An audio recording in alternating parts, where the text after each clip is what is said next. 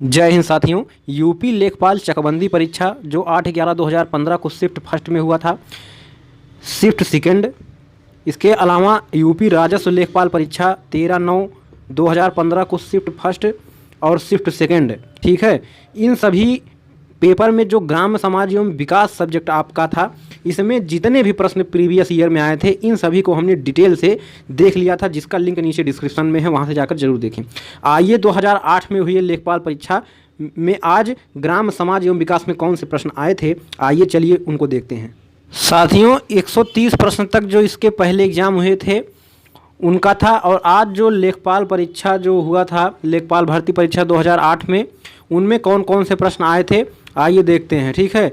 तो पहला प्रश्न है साथियों, भूमि की पैमाइश नाप का कार्य कौन सा विभाग करता है? तो इसका सही उत्तर साथियों हो जाएगा आपका ऑप्शन सी, राजस्व विभाग करता है, ठीक है। अगला प्रश्न चलिए देखते हैं। अगला प्रश्न है, भूमि का उपयोग करने के एवज में किसानों से वसूल किया जाने वाला टैक्स कौन सा है? तो कौन सा उत्तर सही? लगान जिसको कहते हैं साथियों, ठीक है। आपका ऑप्शन सी बिल्कुल सही हो जाएगा। विक्रय कर राज्य सरकार द्वारा लगाया जाता है एवं आयकर का उद्ग्रहण केंद्र सरकार करता है, ठीक है। चलिए अगला प्रश्न देखते हैं। जमाबंदी तैयारी की जाती है, यानी कि जमाबंदी तैयार की जाती है साथियों, आपका ऑप्शन सी सही हो जाएगा। 2 परतों में तैयार की जाती है। यह अभिलेखों के अधिकारों से संबंधित है जो भूमि अभिलेख को स्पष्ट करता है, ठीक है। इसकी व्यवस्था तहसील द्वारा प्रत्येक गांव के लिए किया जाता है। इसकी 2 प्रतियों में से एक प्रत सरकार के पास और दूसरी पटवारी के पास रखी होती है। पटवारी मतलब लेखपाल। इस अगला प्रश्न है, भूमि के विक्रय के समय मुद्रांक शुल्क लगाया जाता है, तो आपका कौन सा ऑप्शन सही हो जाएगा? उपरोक्त में से कोई नहीं, ऑप्शन डी सही हो जाएगा। क्यों आइए जानते हैं। भूमि के विक्रय के समय मुद्रांक शुल्क अर्थात स्टाम्प शुल्क भारतीय स्टाम्प अधिनियम 1899 के आधार पर आरोपित किया जाता है। स्टाम्प शुल्क भूमि की बाजार कीमत, क्या साथियों, बाजार कीमत अथवा अनुबंध मूल्य पर लगाया जाता है, ठीक है। चलिए अगला प्रश्न देखते हैं। धरातल पर मापी गई क्षैतिज दूरियां, कोणों एवं ऊंचाइयों को मानचित्र पर प्रदर्शित करने की कला को क्या कहते हैं? क्या कहते हैं साथियों? तो आपका ऑप्शन बी बिल्कुल सही हो जाएगा, सर्वेक्षण कला। धातव्य है कि धरातल पर मापी गई क्षैतिज दूरियां एवं कोणों एवं उनकी ऊंचाइयों को मानचित्र पर प्रदर्शित करने की विधि को सर्वेक्षण कला कहा जाता है। चलिए अगला प्रश्न देख लेते हैं। तो वीडियो को एक बार लाइक जरूर कर दीजिए आप साथियों, और फटाफट शेयर कर दीजिए, ठीक है, ताकि अन्य सभी साथी हमसे जुड़ सकें। अगला प्रश्न है, एक कृषि खेत के मापन की सर्वोत्तम विधि क्या होगी? तो साथियों इसका सही उत्तर हो जाएगा जरीब द्वारा। एक कृषि खेत के मापन हेतु जरीब का प्रयोग किया जाता है।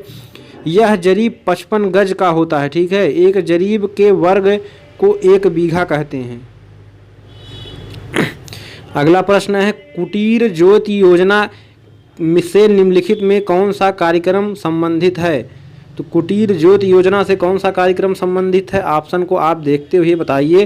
तो आपका सी ऑप्शन बिल्कुल सही हो जाएगा। ग्रामीण क्षेत्रों में गरीबी रेखा से नीचे जीवन यापन करने वाले परिवारों को विद्युत उपलब्ध कराना, कुटीर ज्योति योजना। तो कुटीर ज्योति योजना किससे संबंधित है? जो ग्रामीण क्षेत्र में गरीबी रेखा से नीचे जीवन यापन कर रहे हैं, उनको जो है जीवन यापन के लिए विद्युत उपलब्ध कराना, ठीक है। अगला प्रश्न है आपका, पूसा बोल्ड किसकी किस्म है? तो पूसा बोल्ड साथियों सरसों की किस्म है, ठीक है। पूसा बोल्ड सरसों की एक प्रजाति है। सरसों की अन्य प्रमुख प्रजातियां हैं पूसा वरानी, पूसा वरुणा, पूसा महक, पूसा अग्रणी, ये सब सरसों की किस्में हैं। अगला है नाबार्ड, जो एक ग्रामीण विकास के लिए ऋण देता है, वह है एक, क्या है साथियों? एक बैंक है नाबार्ड, ठीक है। नाबार्ड का फुल फॉर्म होता है national bank for agriculture and rural development, जो कि कृषि एवं ग्रामीण से संबंधित शीर्ष वित्तीय संस्था है। इसकी स्थापना 12 जुलाई 1982 को हुई थी। अगला प्रश्न है, देश का प्रथम राज्य कृषि विद्यालय SAUS है, ठीक है, कहाँ पर है साथियों? तो आपका ऑप्शन बिल्कुल सही हो जाएगा बी वाला, पंतनगर में। देश का प्रथम राज्य कृषि विश्वविद्यालय पंतनगर उत्तराखंड में है। 17 नवंबर 1960 को इसकी स्थापना हुई थी। तो ये डेट आप याद कर लीजिए, 17 नवंबर 1960 को इसकी स्थापना की गई थी। 1992 में इस विद्यालय का नाम बदलकर गोविंद बल्लभ पंत कृषि एवं प्रौद्योगिकी विश्वविद्यालय कर दिया गया। अगला प्रश्न देखिए, भारत की प्रमुख खाद्यान्न फसल है। तो भारत की प्रमुख खाद्यान्न फसल आपका साथियों चावल है। क्या? चावल। भारत की प्रमुख खाद्यान्न फसल चावल है। भारत चावल की फसल के अंतर्गत विश्व में सर्वाधिक क्षेत्र 43 मिलियन हेक्टेयर खेती करता है। सबसे ज़्यादा खेती कहाँ पर होती है? भारत में चावल की। अगला प्रश्न है, सबसे अधिक प्रोटीन पाया जाता है। तो सबसे अधिक प्रोटीन आपका सोयाबीन में पाया जाएगा। सबसे अधिक प्रोटीन सोयाबीन में पाया जाता है। सोयाबीन एक दलहनी फसल है, किंतु इसकी उपयोगिता के कारण इसे तिलहनी वर्ग की फसलों में भी रखा जाता है। सोयाबीन में 20 से 25% तेल तथा 40 से 45% प्रोटीन पाया जाता है। देश का प्रथम कृषि विज्ञान केंद्र है। अगला प्रश्न है, देश का प्रथम कृषि विज्ञान केंद्र कौन सा है? तो आपका है पुदुचेरी। पुदुचेरी भारत के केंद्र शासित प्रदेश पुदुचेरी में सन 1974 में प्रथम कृषि विज्ञान केंद्र की स्थापना की गई थी। कब? 1974 में। कहाँ पर? केंद्र शासित प्रदेश पुदुचेरी में कृषि विज्ञान केंद्र की स्थापना की गई थी। भारत में कृषि विज्ञान केंद्रों की स्थापना 1973 में गठित डॉक्टर मोहन सिंह मेहता समिति की रिपोर्ट के आधार पर की गई है। डॉक्टर मोहन सिंह मेहता समिति की रिपोर्ट के आधार पर की गई है। ठीक है। अगला प्रश्न है, खरीफ ऋतु की फसलें हैं।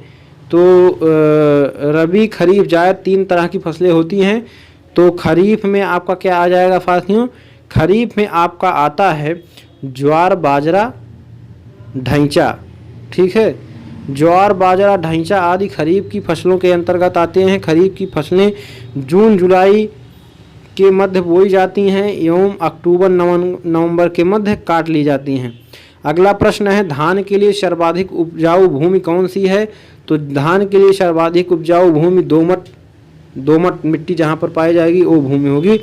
ऑप्शन बी बिल्कुल ए, ऑप्शन ए आपका बिल्कुल सही हो जाएगा।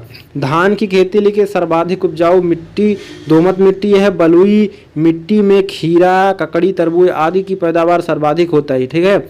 और कपास के लिए काली मिट्टी सर्वाधिक अच्छी मानी जाती है। जलोढ़ मिट्टी धान, गेहूं, गन्ना, दलहन, तिलहन आदि के लिए उपयुक्त होती है। तो साथियों वीडियो आपको कैसा लगा एक बार लाइक और शेयर जरूर करना साथियों में, और एक प्यारा सा कमेंट करना, और नए हैं तो चैनल को सब्सक्राइब करना ना भूलना साथियों। तो अगली वीडियो में मुलाकात होगी, तब तक के लिए नमस्कार।